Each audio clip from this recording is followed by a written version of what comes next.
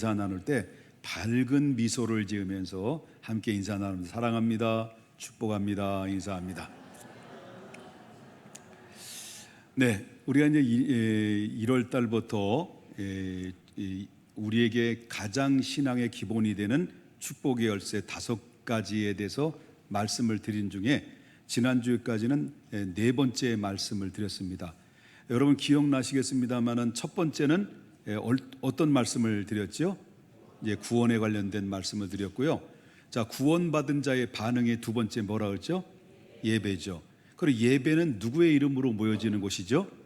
예수의 이름으로 모이는 곳에 교회는 내면적인 교회가 있고 외면적인 교회가 있다고 그랬습니다. 그럼 내면적인 교회는 뭘까요? 그렇지, 잊어버렸지. 우리 찬양대원이 딱 반응이 안 보여져 보니까 그때는 졸았던 것 같아요. 자, 내면적인 교회는 주는 그리스도시요 살아계신 하나님의 아들입니다라고 인격적으로 주님을 영접함과 동시에 성령이 내 안에 영원히 떠나지 않는 성령이 거하는 전이 된 겁니다. 그래서 내 자신 자체가 교회다라고 하는 것입니다. 믿으시면 아멘 합시다. 그 다음에 외면적인 교회가 있습니다. 외면적인 교회는 바로 뭘까요? 예수 그리스도를 영접한 하나님의 사람들이 주 예수의 이름으로 두세 사람이든지 10사람이든지 100사람이든지 10,000사람이든지 바로 주 예수의 이름으로 모인 그 현장이 곧 교회요 성전이라고 하는 것입니다. 만약에 이 건물이 아무리 화려한 건물을 가지고 있다 할지라도 예수의 이름으로 모여서 예배를 드리지 않는 장소라고 한다면 이 교회는 건물 자체지 바로 교회가 될 수 없다라고 하는 것을 보게 된다라는 거죠. 그래서 교회는 바로 내면적인 교회와 또 외형적인 교회가 있다라고 말씀을 드렸고요. 교회 본질에 대해서 말씀드렸다면, 자, 그러면 저와 여러분이 교회를 예수 그리스도를 믿는 사람들이 교회 안에서 예배를 드릴 때 예배는 반드시 뭐가 들어있어야 됩니까? 그렇죠? 봉헌, 예물이 들어있어야 된다는 거죠. 하나님 앞에 드려지는 헌금 생활을 잘 해야 된다. 잘 해야 되는데 우리가 하나님 앞에 예배 드릴 때 여러분들이 드리는 11조도 드리고 각종의 봉헌물을 하나님 앞에 드리는데 왜 드려야 되는지, 무엇 때문에 드려야 되는지, 성경에서는 어떻게 말씀하고 있는지, 그리고 이 우리가 드려지는 헌금이 어디에 써야 되는지, 헌금을 드리면 하나님의 반응이 무엇인지를 잘 모르고 그냥 남들이 하니까 무목적으로 하나님 앞에 그냥 박애주의 정신으로 그냥 하나님 앞에 선한 일을 한다라고 해서 하나님 앞에 드린다라고 하는 것은 굉장히 잘못된 관점에서 드리는 것이다라고 하는 것입니다. 우리가 지난주에 우리가 짧은 시간이지만 다 배울 수는 없지만 우리가 드려지는 예물은 하나님을 인격적으로 그분을 바로 나의 주인으로 인정해주는 그 표현으로 드려지는 이 예물들이라는 것을 우리가 배웠고요. 자, 오늘 마지막으로 볼 때는 이제 교회로서 존재하는 이 가운데서 예수 그리스도의 이름으로 모여진 교회 안에서 드려지는 예배 가운데 저와 여러분은 하나님이 왜 나를 부르셨고 왜 나를 하나님의 자녀로 삼아주셨고 나는 예배 자리에 나와서 하나님 앞에 천국의 소망을 가지고 살게 하셨던 나에게는 어마어마한 특권을 받은 사람들이라는 거예요.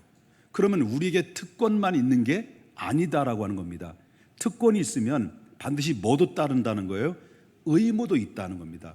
그래서 우리 믿음의 사람들에게는 특권과 의무가 동시에 있는 사람들이기 때문에 특권은 받는 겁니다. 의무는 하는 것입니다. 그 의무가 뭐냐라고 그럴 때 그 의무는 오늘 주셨던 말씀의 주제인 선교입니다. 땅끝까지 가서 복음을 전하는 복음 전도자가 되어야 된다라는 것이 우리 믿음의 사람들의 특권을 소유한 사람들에게 나타나야 될 반응이다라고 하는 것입니다. 자, 그렇다면 오늘 본문에 나오는 말씀을 좀 배경적인 설명을 좀 드리려고 합니다. 그러면 그때 당시 예수님이 공생애를 시작하고 마지막 공생애를 마치는 그때 당시를 보게 되면 정치적으로는 아주 암흑기에 있었던 것입니다.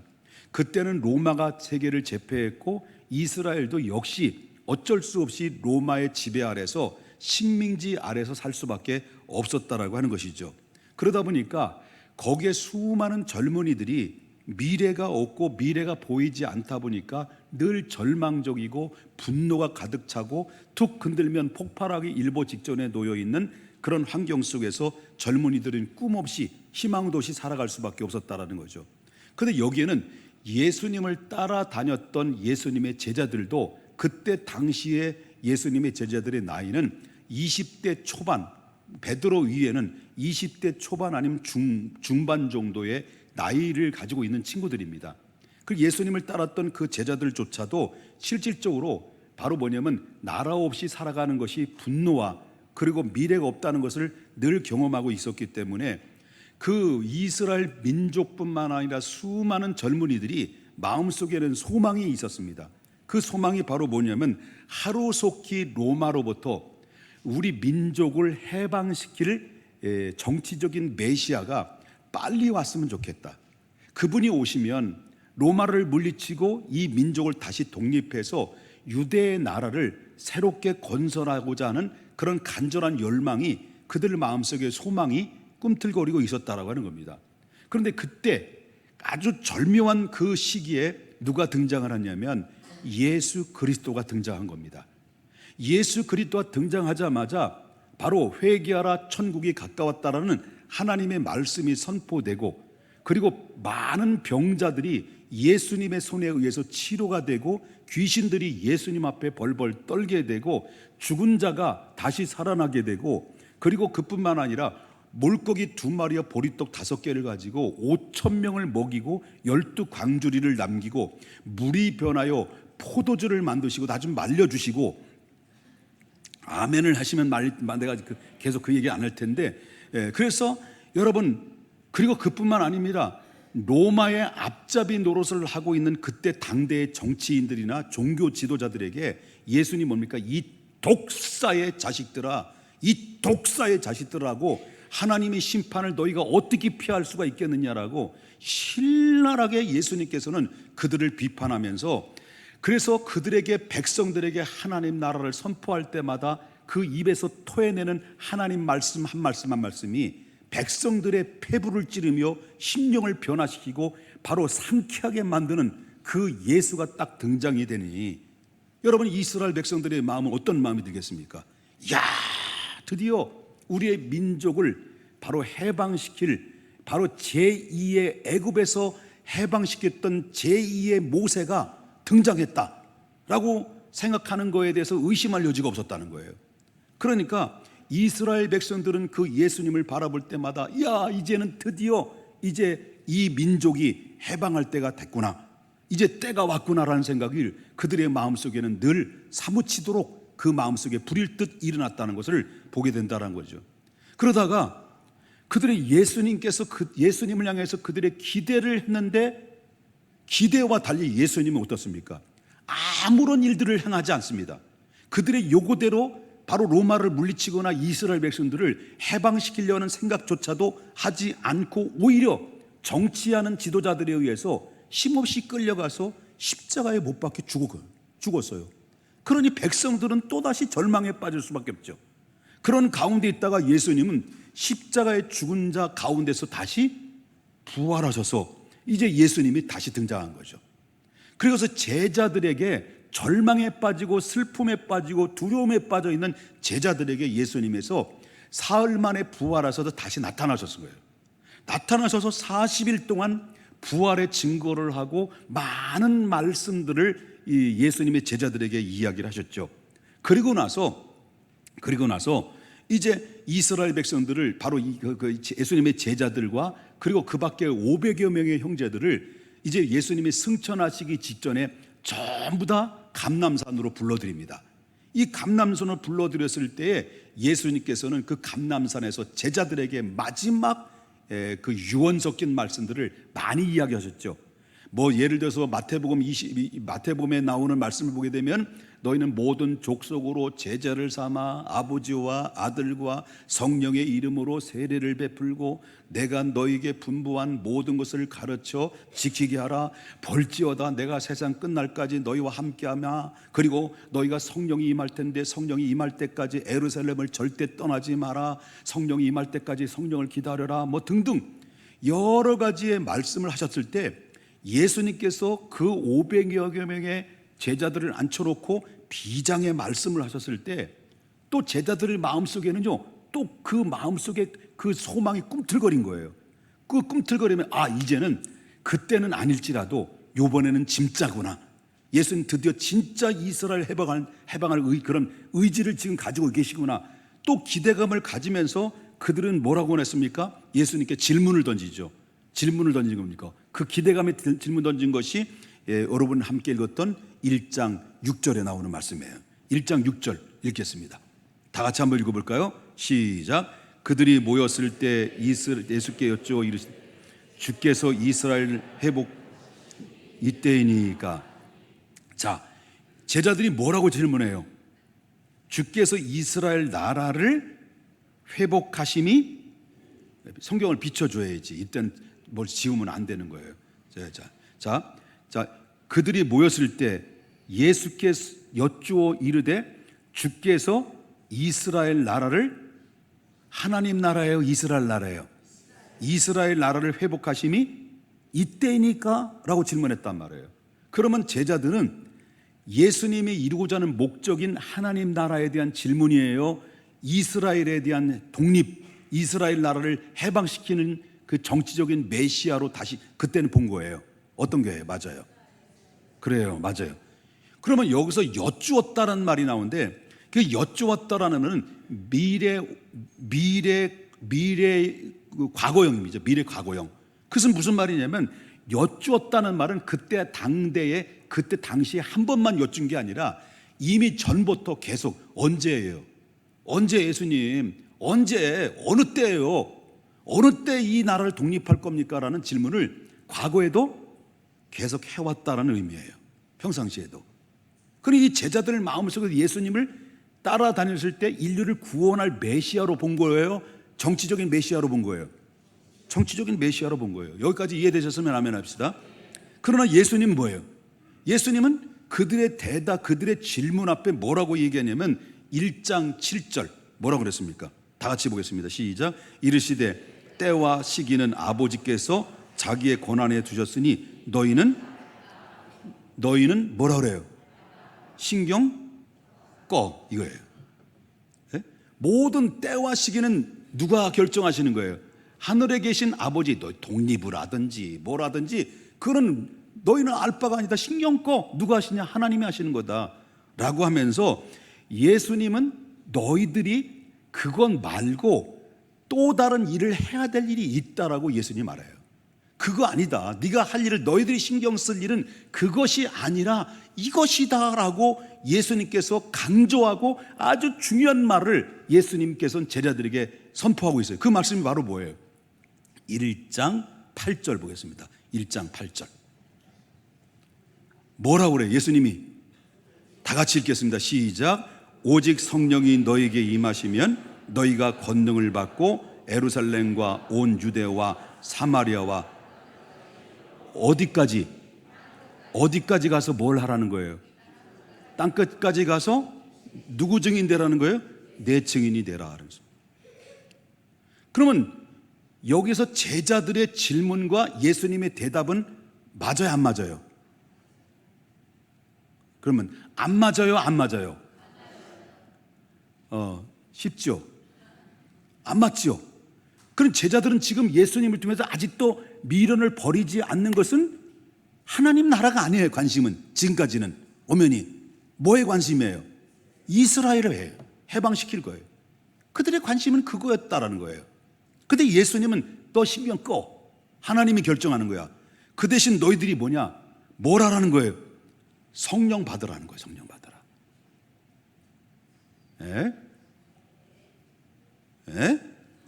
뭘 받으라고?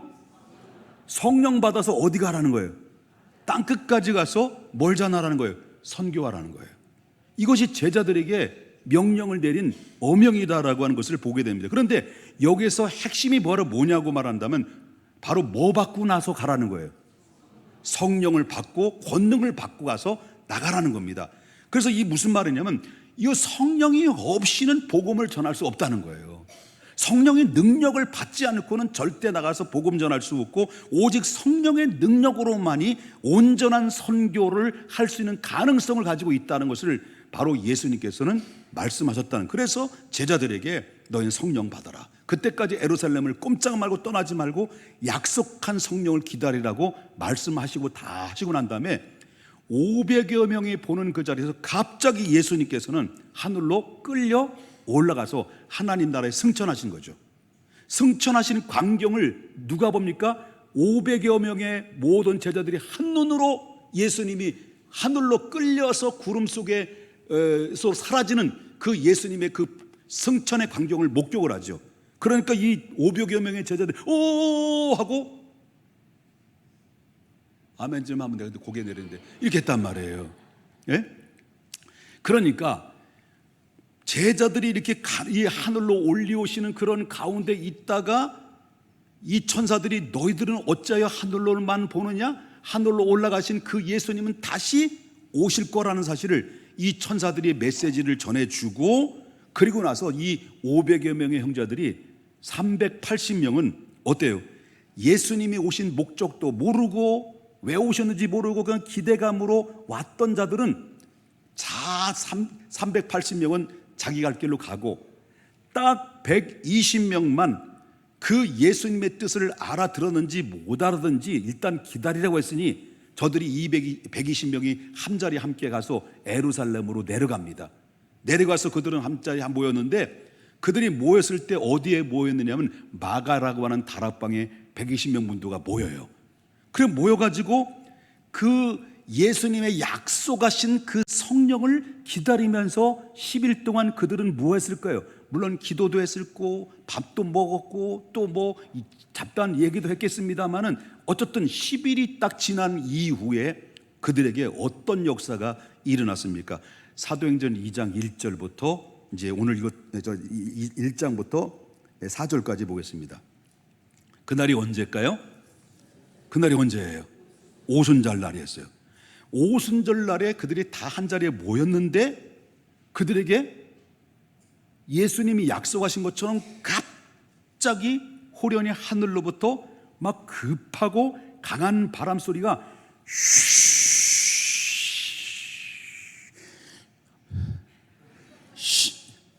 이상한 소리 나죠?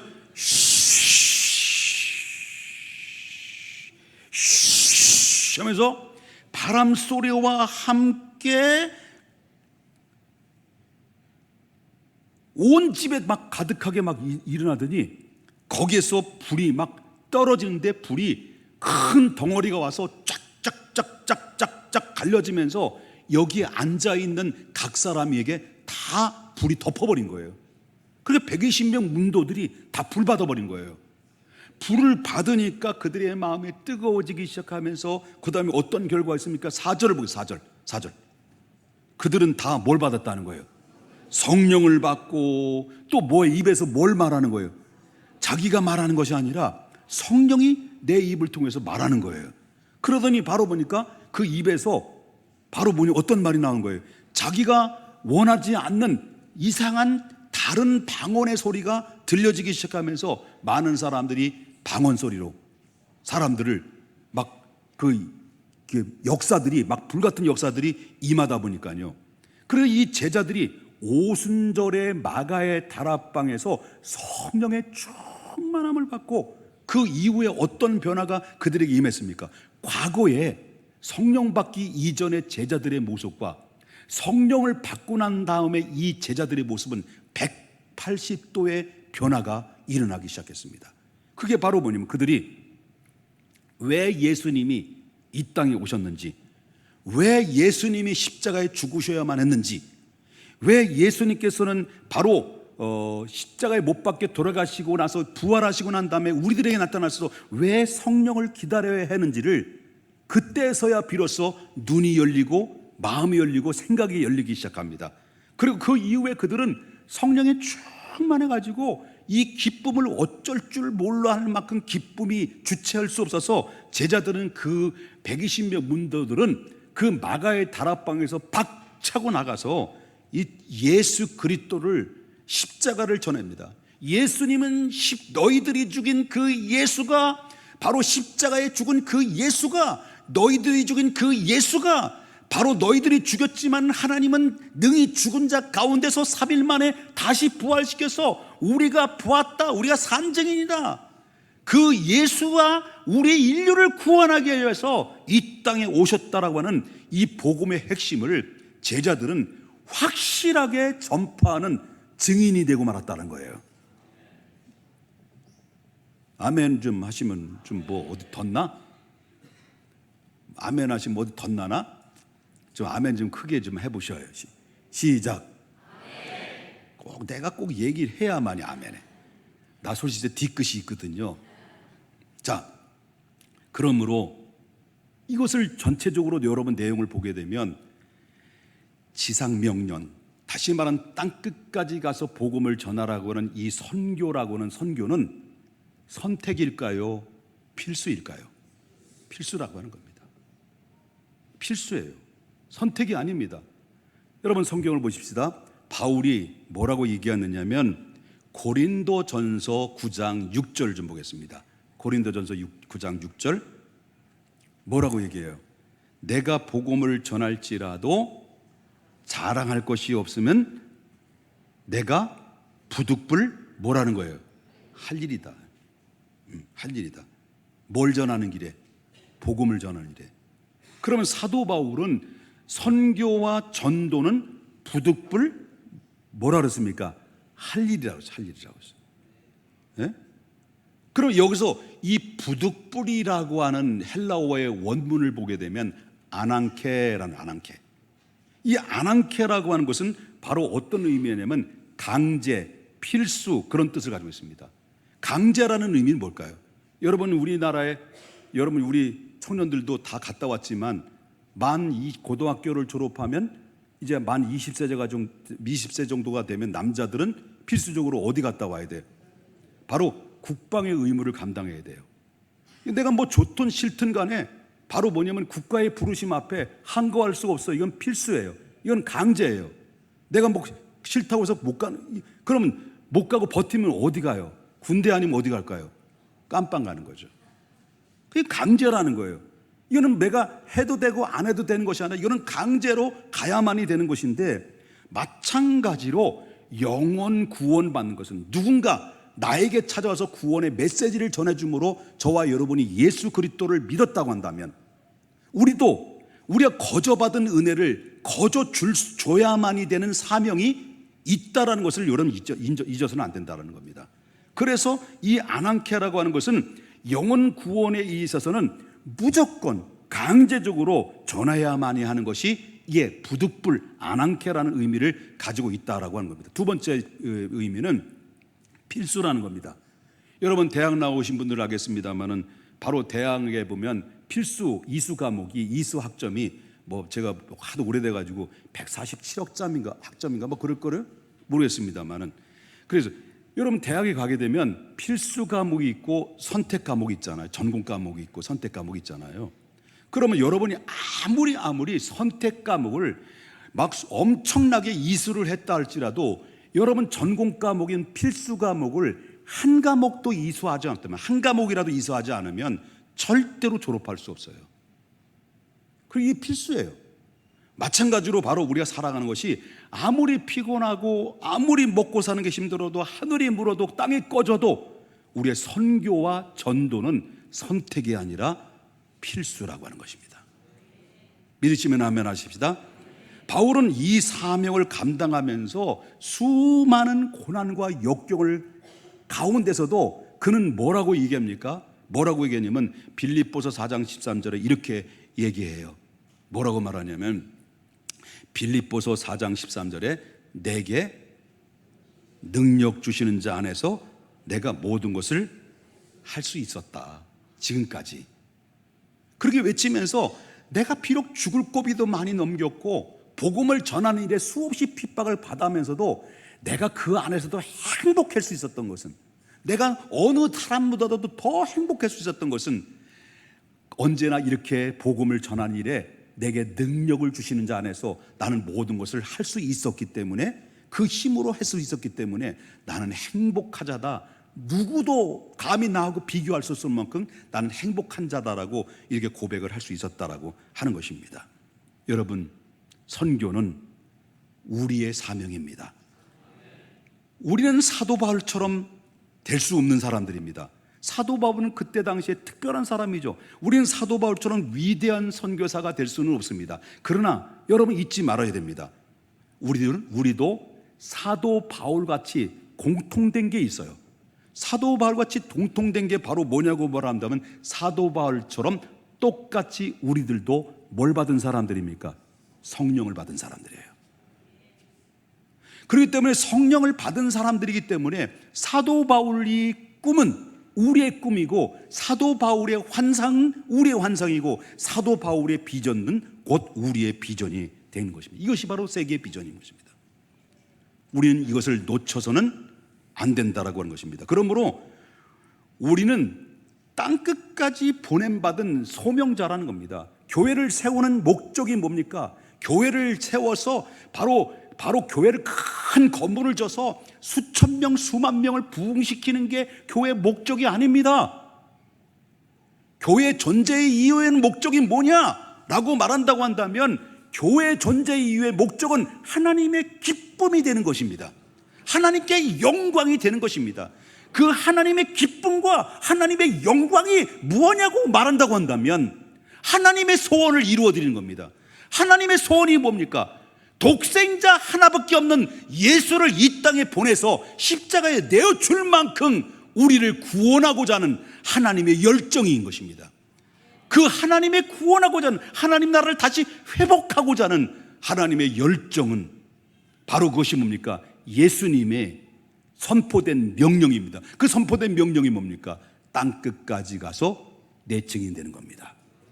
교회의 가장 기본적인, 가장 핵심적인 그 사명은 바로 뭐냐면, 아버지 하나님의 기쁨이 되는 것인데, 아버지 하나님의 기쁨이 되는 유일한 통로와 매개체는 땅끝까지 가서 바로 하나님 나라의 복음을 전해서 저들의 영혼을 살려내는 것을 하나님의 가장 기쁨으로 여기고, 교회는 그 일을, 그 사명을 감당해야 될 책임과 의무가 있다는 사실을 여러분 믿으셔야 될 줄 믿는 것이에요. 믿으시면 아멘 하십시다. 그러므로 선교는 선택이 아니라 필수라는 것을 잊지 말아야 될 줄 믿습니다. 여러분, 시간이 조금 남았습니다만은, 짧은 시간이 남아 담임 목사가 40년 목회를 하면서 하나님이 저에게 강력한 도전을 주시고 강력한 부르심을 받았는데, 이 부르심의 비전에 대해서 잠깐 비전 나눔을 가지려고 하는데, 여러분 좀 들으실라고? 네? 좀 들어주시겠습니까?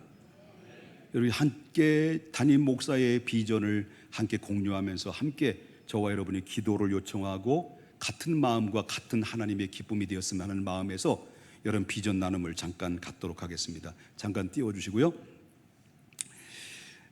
저는 이제 2026년도 12월이 되면 제 목회 성역이 만 40년이 됩니다.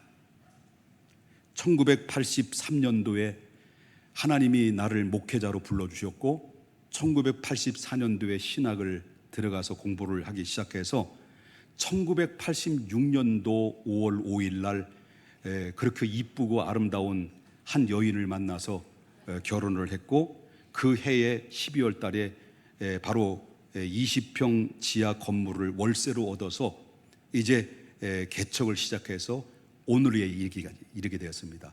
그 세월이 내년이면 바로 만 40년이 됩니다. 이 사도 바울이 말이 생각나요. 벌써 세월이 오래 지나서 저도 이제는 나이가 들었고, 여러분들은 믿겨지지는 않겠지만 50대로 느껴질 수 있을지 모르지만, 이제 어디든 나이가 들어서 이제 사도 바울의 한 말씀이 곱씹어보면 그 말씀이 생각이 납니다.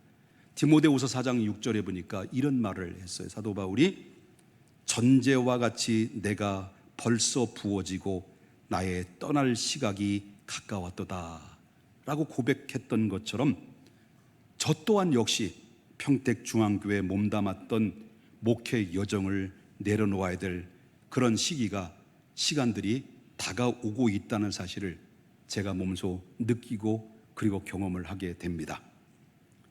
그러나 이것으로 끝나는 것이 아닙니다. 저는 그렇게 생각합니다. 목회를 내려놓으면 나는 뭐하지? 아무것도 하지 말고 좀 쉴까? 이제 남은 여생을 좀 이제 보상받으면서 이렇게 대접받으면서 살까? 라고 할 때 그거는 아니다라고 생각이 됩니다.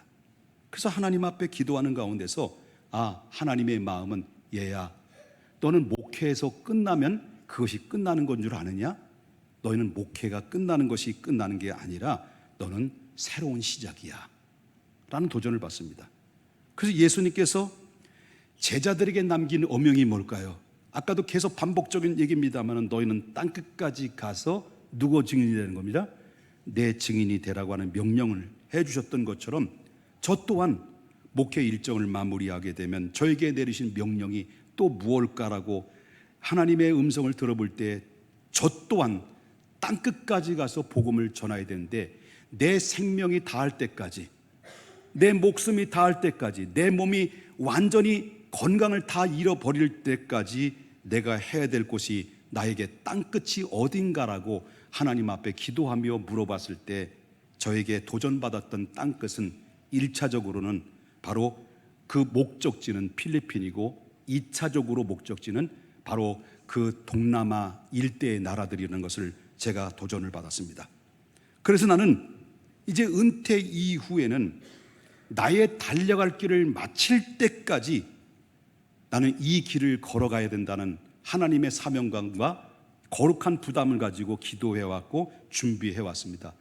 하나님이 어명하신 그 구체적인 선교 전략을 저는 모색하기 위해서 이제 나의 60살 때 그때부터 본격적으로 필리핀을 1년에 3차례씩 방문을 합니다.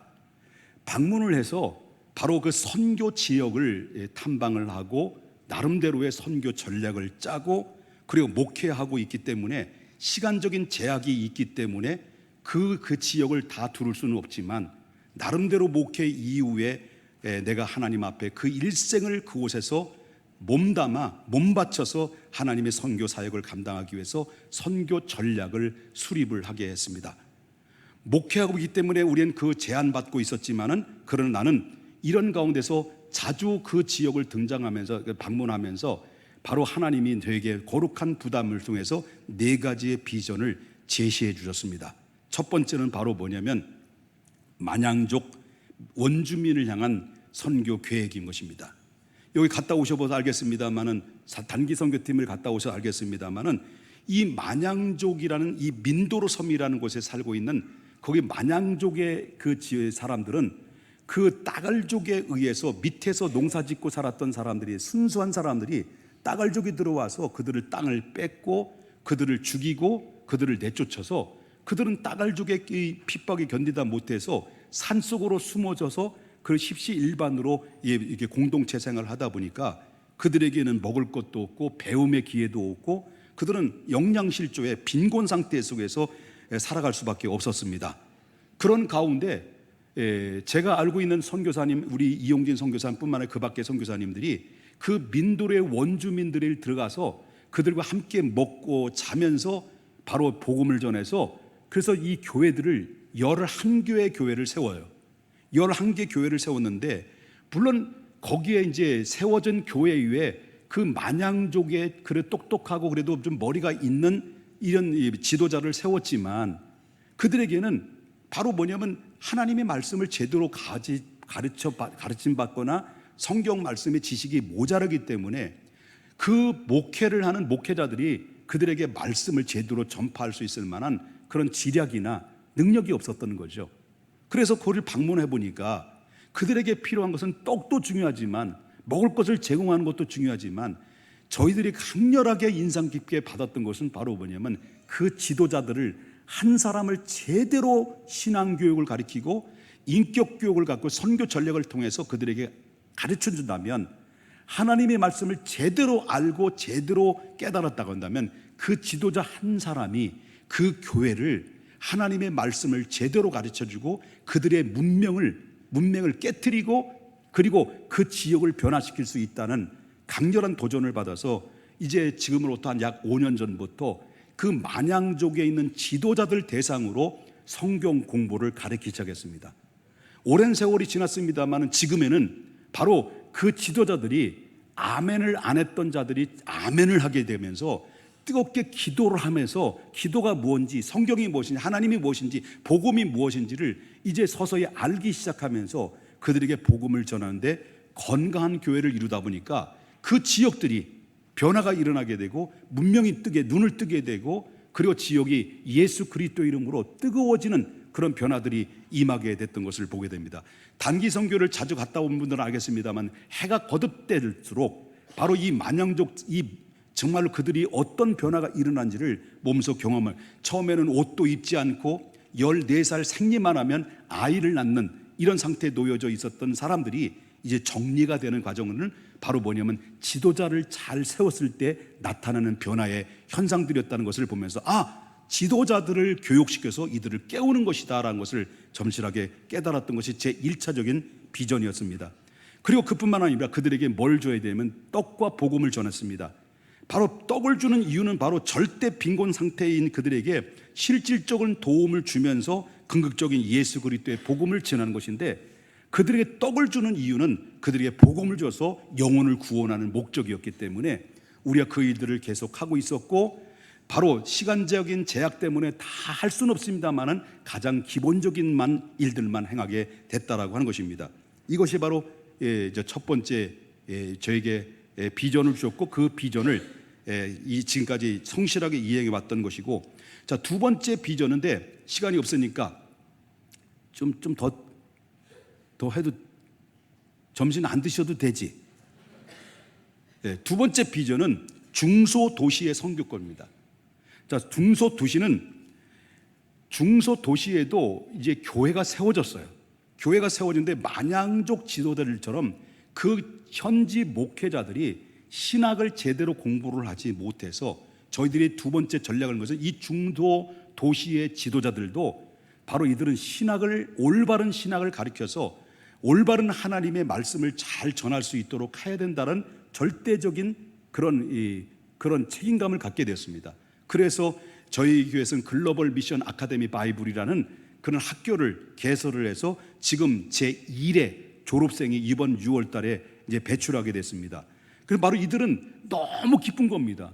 정말 하나님의 비밀스러운 말씀을 하나씩 가르칠 때마다 그들은 은혜 받고 눈물로 고백하면서 자시 사명을 불을 붙여서 자기 주어진 현장의 중소도시의 교회를 바로 믿음으로 이끌어가고, 우리들이 할 때는 그들을 자립을 해서 바로 교회를 이끌어가는 현지 목사들이 현지 교회를 책임지는 교회의 전략을 갖고 그 일들을 하고 있는데, 지금 아카데미 바이블을 통해서 제가 학장으로 그 일을 맡아서 하고 있는데, 갈 때마다 조금씩 메시지를 전하는데 지금 결과가 자꾸 보여지고 있다는 것을 보면서 참 신기반기하다, 하나님 앞에 감사하는 마음을 올려드렸습니다. 그 밖에 두 번째는 그 밖에 궁금하시면 저한테 찾아오시면 자료를 드리도록 이렇게 하겠습니다. 세 번째 전략은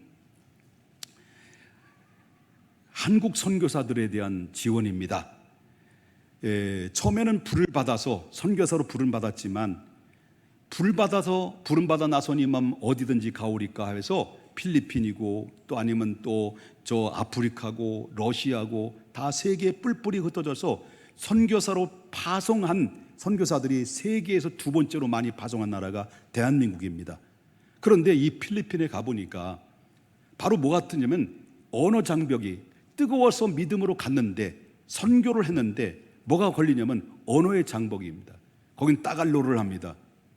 라땅따오 아이낭나 나이스 낭깔리가얀 이런 소리를 들으니까 뭔 소리인지 모르니까, 그러니까 아무리 노력을 아무리 공부를 해도 어때요? 이 따갈로를 알아듣지 못하는 가운데 있다는 거예요. 그러니까 이 언어가 안 되는 거예요. 그래서 언어의 장벽이 부딪히고, 그리고 또 어떻습니까? 문화의 벽이 부딪히고, 아무리 전교를 해도 아무리 전도를 해도 퍼져도 별로 결실을 느끼지 않다 보니까 이 선교사님들이 매너리즘에 빠진 거죠.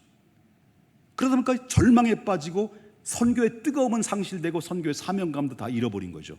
그래서 우리 교회 파송했던 선교사님인 하성현 선교사님이 저희들의 선교의 그 단체들이 있는데 우리들에게 가장 바라고 원하는 것이 뭐냐면 우리 목사님들이 오셔서 제발 우리 선교사님들에게 다시 다른 거 필요 없습니다. 바로 부흥회를 해줘서 그리고 선교의 뜨거운 불을 일으켜서 다시 선교를 할 수 있도록 용기를 줬으면 좋겠다라고 하는 건데 한국 교회에서 그렇게 큰 교회들이 와서 해줘야 되는데 그것조차 신경 쓰지 않니 그냥 방치된 상태 속에서 선교사들은 지쳐있는 상태다라고 하는 이 말 앞에 또다시 저의 마음속에 부담감이 찾아왔습니다. 지금 그 일을 하고 있지는 않지만 재정적인 문제도 있고 시간적인 제약도 있기 때문에 그 일을 하지 않지만 제가 목회 이후에는 그 4대 비전 중에서 세 번째는 꼭 하고 싶어하는 그런 거룩한 부담이었다는 것을 보게 되고요. 마지막에는 다 됐어 이제 그만 좀 삐지셔요. 마지막에는 네 번째 비전입니다. 바로 그것은 다음 세대 선교 인재 양성입니다. 물론 우리 대한민국에도 우리 교회도 인재들이 있고 바로 우리 교회도 장학 사역을 이제 선교를 가야 됐습니다만은 바로 이 필리핀에는 아주 머리 좋고 똑똑하고 그리고 인재들이 많이 있는데 그런데 뭐가 없어요? 뭐가 없는 거예요? 뭐가 없어서 못 가는 거예요? 이게 없는 거예요. 쩐이 없는 거예요. 쩐이. 그래서 그들은 너무 아까운 거예요. 너무 아까워서 글로벌 미션에서 선교비를 조금 뭐 많지 않은 선교비를 쪼개가지고 우리 글로벌 미션에서는요 여기 대표적으로 키워냈던 똑똑한 인재들을 키웠어요. 4년 걸렸어요. 4년 걸렸는데 여기 이쪽 맞나? 이쪽 프리센스 이쪽이네. 여기 프리센스는 고등학교 과정까지 수석으로 졸업했어요. 근데 대학을 못 간 거예요. 그래서 글로벌 미션에서 인재를 키우자. 그래서 대학을 4년 동안 대학 학자금을 보내서 졸업을 해서 지금 변호사 자격 준비를 지금 시험 준비를 하고 공무원 시험을 하고 준비하고 있는 중에 있고요. 가운데 있는 친구는 아단이라는 친구인데요.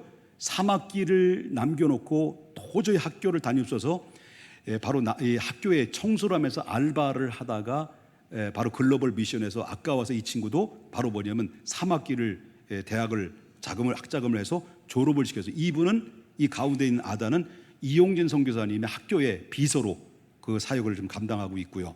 그 다음에 여기 메이안이라는 친구인데 이 메이안은 학교 비서로 있다가 지금 너무 머리가 좋은데 그 대학원을 석사 과정을 하고 싶어 하는데 글로벌 미션에서 석사 것은 남아있는 몇 학기 되는 거를 지금 과정에 좀 도와줘서 지금 하고 있습니다. 지금 이 메이안은